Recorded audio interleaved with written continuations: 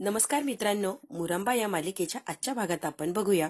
रमा गणपती बाप्पाच्या समोर हात जोडून उभी असते. गणपती बाप्पा, तू या घरात मला परत आणलंय, माझी माणसं भेटवली, सगळ्यांना मला नव्याने भेटायला मिळालं, सगळं काही मला कळालं. तुझा नक्की काहीतरी हेतू असणार की तू मला या घरात आणलंय. आणि हो, या घरात आणलंय, हेतू पूर्ण करायचा आहे म्हटल्यावर मला बळ सुद्धा द्यायला लागणार. गणपती बाप्पा, मला असं काय बळ दे की या घराचं घरपणही परत आणेल आणि हरवलेली माणसं सुद्धा. सगळं काही व्यवस्थित करेल मी, यासाठी फक्त तू मला बळ दे. मी सगळं काही करायला तयार आहे. रमा स्वतःचे डोळे पुसते, तेवढ्यात अर्था आणि आरोही आलेली असते. अगं आई, कोणीच येत नाही या आरतीला, सगळे आपल्या आपल्या कामात बिझी आहे. आणि हो, तू बोलवायला जाऊ नको, सगळे ओरडतात. ताराताई तर असली ओरडते की बास. अजिबात तू जाऊ नको. रमाकांत काका, आजी, तू, मी एवढे जण आपण आरती करूया, त्या लोकांच्या काय नादाला लागू नकोस. असं कसं चालणार? पहिली आरती आहे बाप्पाची, सगळ्यांनी एकत्र यायलाच लागणार बेटा. एकत्र येऊनच आरती करायला लागणार ना. गणपती बाप्पा आले, पहिलीच आरती आहे, स्वागत तर झालंच पाहिजे. त्यामुळे सगळ्यांनी एकत्र यायलाच हवं. मी जाते. नको नको काकू, तू जाऊ नको, ती लोक खूप रागवतात आणि खूप बोलतात, प्लीज तू जाऊ नको. असं कसं? बघ, मी जाते आणि सगळ्यांना आणते आरतीला. आरती होणार ती सगळ्यांच्या बरोबरच. त्यामुळे हे बघा, तुम्ही दोघी सुद्धा अजिबात टेन्शन घेऊ नका, मी बरोबर आरती करते. रमाला आता समोरच दिसतं वायफायचं कनेक्शन. पटकन जाते आणि ती वायफायची पिनच काढलेली असते आणि फोन लावून सांगते की यांच्या घरातलं वायफाय बंद ठेवा, मी सांगेन तेव्हाच चालू करायचं. रमाने आता वायफायची पिन तर काढलेली असते आणि यांना येऊन म्हणते, बघ 5 म्हणेपर्यंत सगळे येतात की नाही बघ, न बोलवता सगळे पटापट पटापट असे हॉलमध्ये जमा होतील. आता या तिघीही 1 2 3 4 5 मोजायला लागलेले असतात. सगळे आता पटापट पटापट आलेले असतात. तारा आलेली असते चिडलेला चेहरा घेऊन, वायफाय कोणी बंद केलं, वायफाय कोणी बंद केलं. अक्षय आलेला असतो, इरावती आलेली असते, पार्थ आलेला असतो, सगळी मंडळी आलेली असते. जे लोक म्हणलेली असतात की आम्हाला काम आहे, आम्ही येणार नाही, ती सगळी येऊन उभी राहतात. इरावती म्हणते, कोणी ऑफ केलं बटन, कोणी केलं? रमाकडे बघते, आपण का? रमा आता हसते, छान छान छान, खूप छान वागलीस, एक नंबर. तारा म्हणते, तुला कोणी सांगितलं गे हे सगळं करायला, कशाला पंचायती करतेस आमच्या? रमा लगेच फोन लावते आणि म्हणते, देवदारांचं पासवर्ड चेंज करून टाकायचा 1 मिनिटात आणि तो फक्त मला सांगायचा. आता मात्र तारा जी पिन लावायला लागलेली असते जागेवर थांबते, पिन वगैरे काही लावत नाही. तारा म्हणते, काय फालतूगिरी आहे, तू कोणेच घे हे सगळं करणारी, का करतीयस? इरावती म्हणते, बाळा मालकी नाही या घराची, ते असंच करणार, मुद्दाम आपल्याला त्रास देणार. अक्षय मामा जॉब करतो ना, त्या इंडस्ट्रीची मालकीन, हे घरही तिचं, ऑफिसही तिचं, अक्षय मामा काम करतो, ते सगळी जागाही तिची, सगळं सगळं सगळं इचंच आहे बाळा. त्यामुळे इचंच राज्य चालतं, आपलं काही एक चालणार नाहीये. तारा म्हणते, काय ग, आमच्या घरात गोंधळ घालायला आली का? 7 वर्ष नव्हतीस ना, जा बरं इथून, आमच्या घरात गोंधळ घालू नको, इथून निघून जा. अक्षय म्हणतो, तारा तोंड सांभाळून बोल. तारा म्हणते, आरतीसाठी केलंय ना सगळं, तुला काय करायचंय ग, ज्याला यायचं ते येतील की, तुझी जबरदस्ती कसली? रमा म्हणते, नाही, पहिली आरती आणि मला सगळे हवे तिथे, जबरदस्ती वगैरे नाही, बाप्पा आलाय घरात, सगळ्यांनी आरतीला यायलाच हवं, कंपल्सरी. रमा म्हणते, वायफाय बंद केलं म्हणून तुम्ही खाली आलात, तुम्ही आरतीसाठी नाही आलात. तुम्हाला कळालं सुद्धा नसतं की आरती होऊन सुद्धा गेलीये. वायफायचं चालू असतं तर तुमचं सोशल मीडिया, मोबाईल, गेम वगैरे वगैरे सगळं काही चालू राहिलं असतं. तुम्हाला काय देणं घेणं? गणपती बाप्पाची आरती झाली नाही झाली, एकत्र यायचंच नाही, आपापल्या रूम मध्ये बसायचं. ही कुठली पद्धत? नात्यांपेक्षा वायफाय महत्वाचं आहे का? नाही, मला सांगाच तुम्ही आता. अक्षय म्हणतो, बास बास बास, आता हा विषय लांबवायला नको, असू द्या, आरती करून घेऊया, आलोच आहे ना सगळे, तर आपण आता आरती करूया. अक्षय म्हणतो, आरके मॅडम खरंच सॉरी या, घरात गणपती म्हटल्यावर अशा मूडमध्ये राहण्याची काही गरज नाहीये, सगळ्यांनी एकत्र यायचं आणि आरत्या म्हणायच्या सगळ्यांनी सोबत, वातावरण असं प्रसन्न आणि छान करून टाकायचं. अक्षय म्हणतो, जायचं आणि दोघांनी चेंज करून पटकन इथे येऊन उभं राहायचं आरतीसाठी. अक्षय म्हणतो, आरके मॅडम हे सगळं तुमच्यासाठी करत नाही, या बाप्पासाठी करतोय. घर जरी तुमचं असलं तरी कुटुंब माझं आहे ना, एकत्र ठेवणं किंवा सांभाळून ठेवणं जबाबदारी आहे माझी. उगाच ढवळाढवळ करू नका, आम्ही जगतोय, आम्हाला आमच्या पद्धतीने जगू द्या. सगळे आरतीला आलेले असतात, त्यांनी चेंजही केलेले असतं आणि आता सगळे मस्तपैकी मन लावून अगदी गणपती बाप्पाची आरती सुरू झालेली असते. कुणीही त्या आरतीला येणार नसतं, अख्खं कुटुंब आरतीला येऊन उभं राहिलेलं असतं. आरती आता सुरू झालेली असते आणि अक्षय स्वतः आरती करत असतो. अक्षय आरती करत असतो, सगळे एकमेकांकडे बघत असतात, कुणाला सुरुवातीला राग असतो तर कुणाला आनंद असतो, सगळं काही असतं, पण आरती मात्र सुरू असते. आरती सुरू असतानाच आता आरोही बाबांच्या हाताला हात लावते आणि रमालाही ओढून घेते. म्हणजे अगदी त्यांच्या फॅमिलीने जोडीने आरती केलेली आहे असं काय झालेलं असतं. आता आजी आणि रमाकांत काका कौतुकाने बघत असतात. इरावतीला मात्र राग येतो की अक्षयच्या हाताला हात लावून ही आरती करतीये. आरती थोडीशी झाल्यावर आरोही हात सोडून देते. अक्षय आणि रमा दोघं मिळून गणपतीची आरती करतात. तीही पहिली आरती. 7 वर्षांनंतर गणपती बाप्पा आलेले असतात आणि जोडीने आरती झालेली असते. गणपती बाप्पालाच हे करून घ्यायचं असतं म्हणून सगळ्या काही या घटना घडत असतात. रमा म्हटलेली असते गणपती बाप्पाला, सगळं काही तू करून घे पण हे करण्यासाठी मला बळ सुद्धा दे. आरती आता खूप छान अशी झालेली असते आणि आता रमा प्रसाद देत असते. सगळ्यांना प्रसाद देत असते. तारामध्ये प्रसाद नकोय, पासवर्ड सांग. आधी प्रसाद घे मग तुला पासवर्ड मिळेल. आता नाविलाजाने रमा पासवर्ड तर सांगणार असते पण तारा पटकन तो प्रसाद खाऊन घेते आणि म्हणते सांग पटकन. तेव्हा रमा कुठे तिला पासवर्ड सांगून टाकते वायफायचा. आता सगळ्यांना प्रसाद देऊन झालेला असतो. आरोही म्हणते आई मी नाही खाऊ शकत का डायबिटीस. हो खाऊ शकतात पण अगदी थोडासा खायचा. नाहीच खायचा असं नाही बाळा पण थोडासा खायचा. आता आरोहीशी खूप प्रेमाने ती बोलत असते. रमा आणि आरोही यांचं बॉन्डिंग खूप छान झालेलं असतं. अक्षय आणि इरावती जरा लांब बसलेले असतात सोफ्यावर. इरावती म्हणते अक्षय तुला दिसतंय कळतंय का अजिबातच काही कळत नाहीये. काय झालंय आत्या. अरे बघ की 7 वर्ष नव्हती ती, एवढंसं पिल्लू माझ्या पदरात टाकून गेली. 7 वर्षानंतर आलीये. आता प्रेम माया सगळं काही लावतीये. 7 वर्ष कुठे गेली होती ही हुंदाडायला. सगळं काही करून झालंय. आता येते आई म्हणून सांगते मोठे तोऱ्याने. आणि हो एक गोष्ट लक्षात ठेव रे बाबा अक्षय, कस्टडीसाठी या गोष्टीचा नक्कीच फायदा करणार. आत्या कस्टडी वगैरे काय. अरे वेडायस का अक्षय, का तुला कळतच नाहीये की मुद्दाम करतोय. अगं आत्या प्लीज जरा स्पष्ट बोलशील का ग. अरे आता ही हळूहळू आपल्या आयुष्यात आलीये. तुला कामासाठी इथं बोलवलं, तिच्याच कंपनीत काम दिलं, तिच्याच घरात तुला राहायला दिलं. आता सारखी म्हणते की नाही माझं घर माझी कंपनी, हो की नाही. आता हळूहळू तिचा पावर पैसा याचा सगळ्याचा वापर करणार आणि आरोहीला तिच्या बाजूने वळवण्यासाठी ती कोर्टात आता केस सुद्धा उभी करणार. आणि हो आरोहीच्या मनात इतकं प्रेम निर्माण करणार, इतकी आपुलकी इतकी आस्था. आरोही आपोआप म्हणणार कोर्टात की मला मामाकडे जायचे. अरे हे सगळे नाटकं, हे गोडगोड वागणं, गोडगोड बोलणं सगळं काही कस्टडीसाठी चाललंय बाळा. इतकी साधी नाहीये ती. या साध्या चेहऱ्याच्या मागे वेगळीच रमाय, कळत नाही का. पूर्वी तिने हेच नाटकं केले आणि आत्ताही तेच नाटकं करतीये. अरे रमाय ती अक्षय, साधी नाहीये ती. काय करू शकते ना याचा तू विचारही करू शकत नाही, कारण तू खूप साधा भोळाय रे. तुला कळत नाही हे डावपेच, त्यामुळे तुला कधीच कळणार नाही नेमकी हिचं काय चाललंय. मला विचार की, मला सगळं माहितीये हिची काय खेळी चाललीये. अक्षय म्हणतो आत्या मग आता काय रे. इरावतीने आता अक्षयच्या डोक्यामध्ये चक्र चालू करून दिलेलं असतं. इरावती मात्र तिथून उठून जाते. रमा अजूनही आरोहीशी बोलत असते आणि अक्षय लांबून तिला सोफ्यावरून बघत असतो. अक्षय मनातल्या मनात बोलत असतो आणि रमाकडे बघत असतो. वाटलं नव्हतं, विचारही केला नव्हता, यासाठी घरात आलीये. हा हेतू होय तुझ्या मनात. माझ्या घरात आली, माझी माणसं तुझ्याकडून वळून घेणार आणि माझ्या आरोहीला सुद्धा परत घेणार. वा वा वा, इतकं सोपं नाहीये. आणि इतकं सोपं आहे का आरोहीला तुला देणं. शक्यच नाही. तुझ्यासारख्या बाईकडे माझ्या आरोहीला मी देऊ शकत नाही. अगदी जीवापेक्षाही जास्त जपली तिला आणि अचानक येऊन तू मागणार आणि मी तुला देणार, हे शक्यच नाही. तुझा इरादा मला कळालाय आता, नेमकी तू कशासाठी आली माझ्या घरात. रमा अक्षयकडे बघते आणि मनातल्या मनात म्हणते आज मला आहे ना तुमच्या पाया पडायचंय. मला तुमचा आशीर्वाद हवाय. पण आता पडू तरी कसं. डायरेक्ट गेलं तर तुम्ही काय मला पाया पडू देणार नाहीये. काहीतरी आयडिया करायला लागणार ज्याने करून मी तुमच्या पाया पडू शकतेय. अक्षय म्हणतो मनातल्या मनातच चाललेले असते दोघांच्याही. मी तुला स्पष्टपणे सांगणार की आरोही माझ्याकडे राहणार, मी तुझ्याकडे देऊ शकत नाही किंवा देणारच नाही. रमा आता अक्षयकडे बघते आणि मनातच म्हणते तुमचा जो गोडवा आहे ना, प्रेम शांतपणा सगळं काही आरोहीकडे सुद्धा आलंय. इतकी गोड आहे ना ती, अगदी तुमच्यासारखी.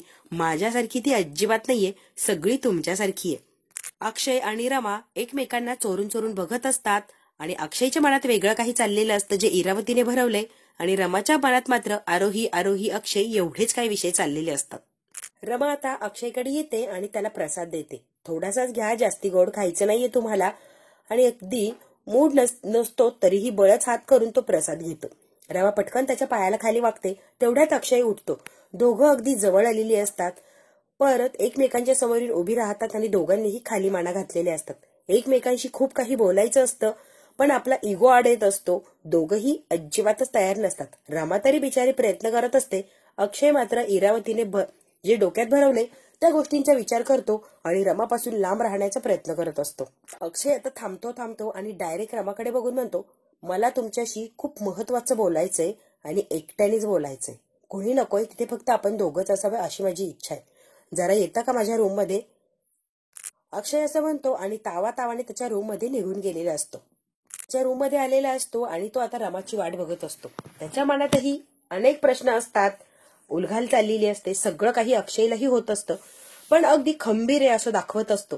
रमाला माहिती आहे अक्षय किती खंबीर किंवा किती मायाळू आहे. त्यामुळे किती नाटकं केले तरी रमा पुढे याचं हे चालणारच नसतं. अक्षय आता एकटाच तिकडे तोंड करून उभा असतो. रमा येते आणि हळूच दरवाजा लावून घेते आणि अक्षय बरोबर आता महत्वाचं काहीतरी बोलायचंय म्हणून अगदी सिरियसनेसने आलेली असते. रमा म्हणते, तुम्ही मला का बोलवलं इथे कळेल का? त्या रूम मध्ये येऊन जरा असं वेगळं वाटलेलं असतं. स्वतःला सावरते आणि मग अक्षयला प्रश्न करते, तुम्ही मला इथे का बोलवलंय? अक्षय म्हणतो, तू का आलीस इथे? मी गणपतीसाठी आलीये. गणपतीसाठी? नक्की गणपतीसाठी आलीयस का? हो, फक्त गणपतीसाठीच आलीये. मला माहिती की तू का आलीयस. आरोहीला माझ्यापासून तोडायचंय, दूर करायचंय म्हणून असं गोड गोड वागतीये आणि माझ्यापासून तिला लांब करण्याचा प्रयत्न करतीये. तुला काय वाटतं? तुझ्या खेळी मला कळत नाही. मला सगळं माहितीये तू डोक्यात काय ठेवून इथे आलीयस. त्यामुळे माझ्या पुढे हे नाटकं करू नको. दाखवायचं तिला तुझ्या बाबाने तुझी काळजीच घेतली नाही, तुझा सांभाळच केला नाही. मी बघ कशी काळजी घेते, सगळं काही तुला देते, हवं नको सगळी काही छान लाईफ मी तुला देऊ शकते. हे मुद्दाम आरोहीला दाखवण्याचा प्रयत्न करतेस ना तू. आई श्रीमंत आहे, बाबा गरीब आहे. बाबा काहीच करू शकत नाही, आई सगळं काही करू शकते. ही तफावत तुला दाखवायची आहे म्हणून मुद्दाम आली आहे तू माझ्याच घरात राहिला. खबरदार जो माझ्या मुलीजवळ किंवा माझ्या फॅमिलीजवळ येण्याचा प्रयत्न केला, अजिबात आमच्या जवळ यायचा किंवा आमचा विचार करायचा गरज नाहीये. 7 वर्ष आमच्या जवळ नव्हती, आता आलाय होय पोळका तुला. 7 वर्ष कुठे गेली होती ग? तेव्हा तुला आम्ही आठवलो नाही, तेव्हा प्रेम आलं नाही, तेव्हा माया आली नाही. आता सगळं अगदी उफाळून आलंय, हो की नाही?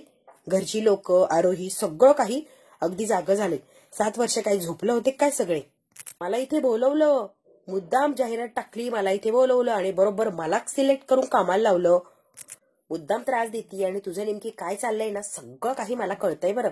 पण हो, तुझा जो हेतू आहे तो मी कधीच साध्य होऊ देणार नाही आणि तू जे करतेय तुला कधीच करू देणार नाही. त्यामुळे हे बघ, लगेच इथून निघून जायचं आणि आमच्या नादाला अजिबात लागायचं नाही. तुझा एकही हेतू मी साध्य होऊ देणार नाही आणि आरोही तर तुला अजिबात देणार नाही. अक्षय आता इनसिक्युअर झालेला असतो. काय ग, तुला माहिती तरी काय त्या आरोहीच्या बाबतीत? साधी सर्दी जरी झाली तर एकदा शिंकत नाही, सारखी 3 वेळेला शिंकते. बी आणि डी मधला फरक कळत नाही. वागायला बोलायला सगळं काही मी तिला शिकवलं. ऐन वेळेला येऊन आता अधिकार गाजवते का? अक्षय म्हणतो, अगं तुला काय हवंय सगळं तर घेतलंय तू.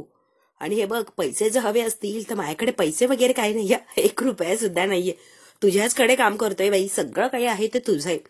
वैभव, ऐश आराम सगळं काही तुझं आहे. आणि हो, तरीही तुला जर पैसे हवे असतील तर तुझ्याचकडे काम करतो, त्याच्यातून घे थोडे थोडे थोडे पैसे. कारण मला माहितीये की सगळं काही फक्त पैसा पैसा पैसा यासाठीच तू करते, हो ना ग?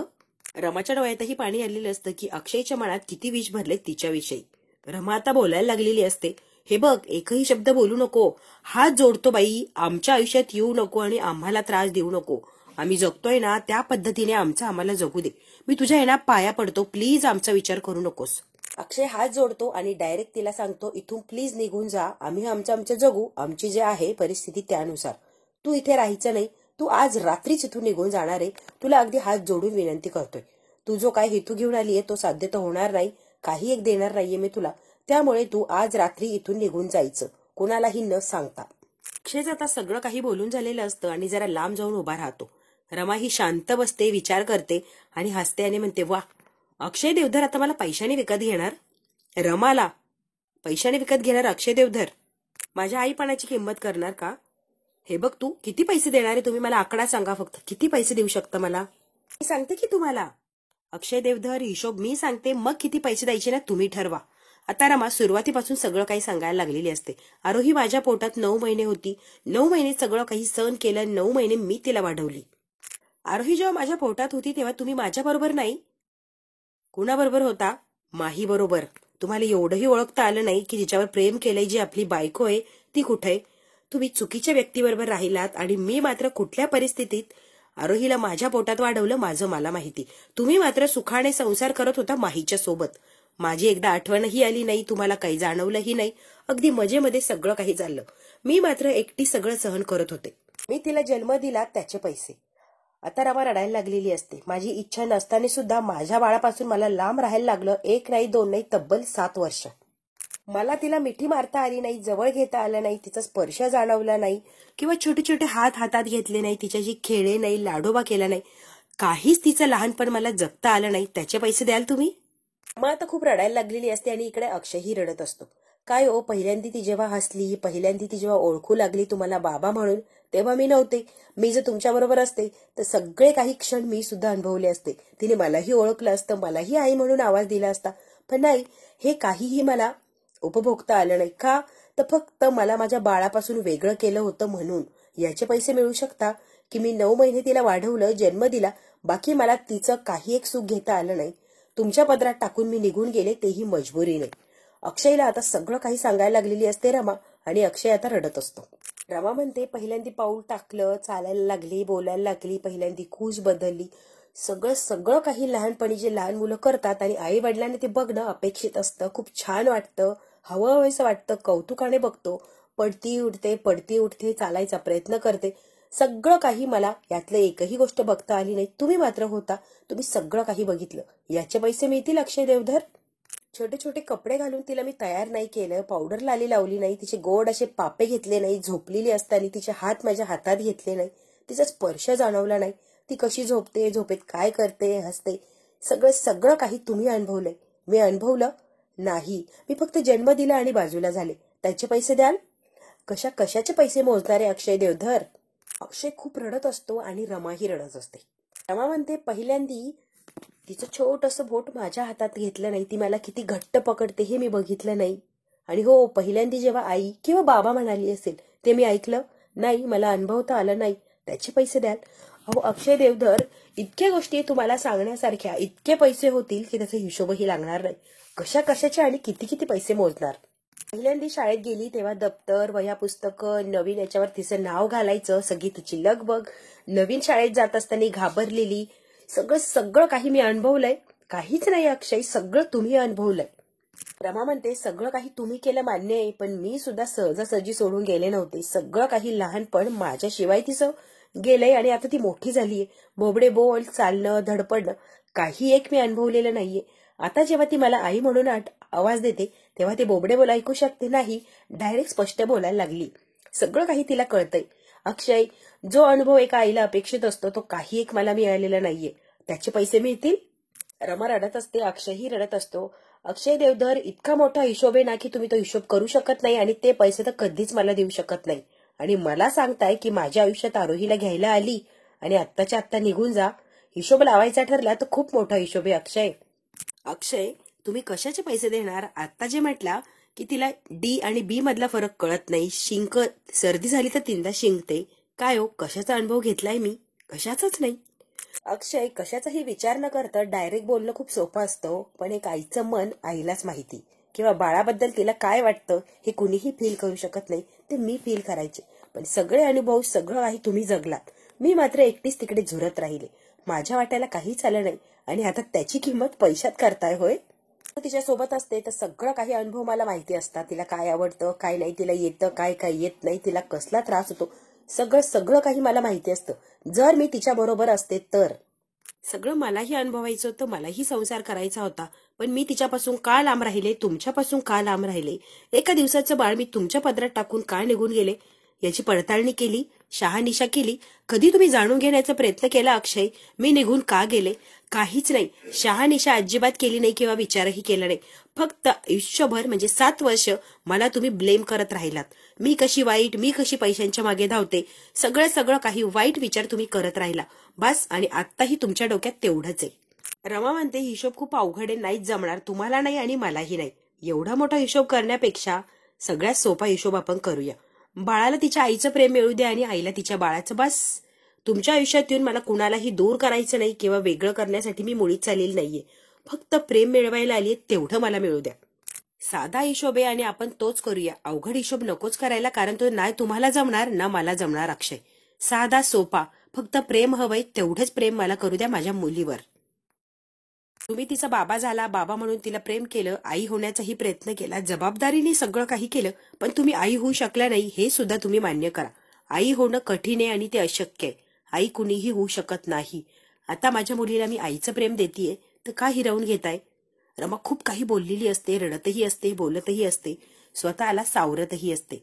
अक्षय सुद्धा रडत असतो आणि शांतपणे रमा काय सांगतेय ते ऐकत असतो. अक्षय आता जरा शांत झालेला असतो रमाच्या ह्या बोलण्याने. मित्रांनो, हा भाग इथेच संपतो. पुढच्या भागात काय होणार अगदी थोडक्यात बघूया. मग आता इकडे तिकडे शोधत असतो, कुठे गेली ही रमा? आणि इतक्या रात्री गेली की काय? आणि खरंच निघून गेली की काय? मी तिला रागाच्या भरात म्हटलो की निघून जा, खरंच निघून गेली असेल का ही रमा? आता अक्षयला रागाने म्हटलेला असतो की रमा इथून निघून जा, पण ती गेलेलीही तिला सहन होत नसतं. त्यालाही ती हवीशी किंवा इथेच राहावं असं वाटत असतं. गणपती बाप्पा जवळचा दिवा विझायला लागलेला असतो. अक्षय अगदी घाईघाईने जातो आणि एका हाताने त्याला सावरतो, दुसऱ्या हाताने लगेच रमा येते आणि त्याला सावरते. दोघांनी मिळून विझणारा दिवा सावरलेला असतो. रमा म्हणते, जोपर्यंत या घरात मी येत तोपर्यंत हा दिवा विझणार नाही, कायम तेवत राहणार. तुम्ही अजिबात काळजी करू नका. आणि अक्षय, तुम्ही झोपला का नाही? अक्षय म्हणतो, पाणी संपलं होतं, पाणी घ्यायला आलो होतो. कुठे पाणी? कुठे पाण्याची बॉटल? अक्षय, खोटं बोलताय का तुम्ही? तुम्ही कशासाठी आला होता बाहेर? अक्षयला लगेच दिव्याचा चटका लागतो. खोटं बोललं की बाप्पा अशी शिक्षा देतो. मी काही खोटं बोललो नाही, खरंच मी पाण्यासाठी चाललो होतो. मग बॉटल कुठे आहे, दाखवा की. मला ब्लँकेट आणि पिलो द्यायला आला होता, मग सांगा की स्पष्ट, किंवा देऊन टाका. कसले आडेवेडे घेताय अक्षय? अक्षय आणि रमा आता एकमेकांकडे बघतच थांबलेले असतात. अक्षय किती नाही म्हटलं तरी रमा तिथे राहावी असं त्याला हवं वाटत असतं. तिचा सहवास तिला हवासा वाटत असतो. ती जे म्हटली त्याने अगदी शांतपणे ऐकून घेतलेलं असतं. नाही म्हटला तरी रमाची काळजी अक्षयला अजूनही असतेच. ती जरा वेळ दिसली नाही तर अगदी इकडे तिकडे शोधायला लागलेला असतो. पण अक्षय सगळं काही हे मान्य करायला तयार नसतो. राग आणि रागच दाखवत असतो. पण रमाला अक्षयच्या डोळ्यात ते प्रेम, ती भावना लगेच कळत असते.